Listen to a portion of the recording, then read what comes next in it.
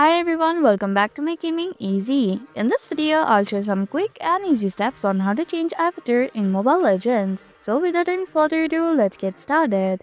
Navigate to your profile by tapping on your profile from the top left corner. At the top right corner, you can see the settings button. Click on it. From the pop-up menu, select avatar option. Here you have various avatars that you can choose from. Select any one from here. If you want to customize your avatar, tap on the edit button. You can sync your FB or VK avatar, take photo or choose any photo from your gallery. Select the option of your choice. Now select the photo that you want as an avatar.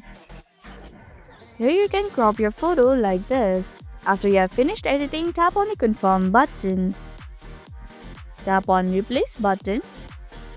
You can change your avatar only once a week, so to confirm, tap on OK button. And that's how you can change avatar in Mobile Legends.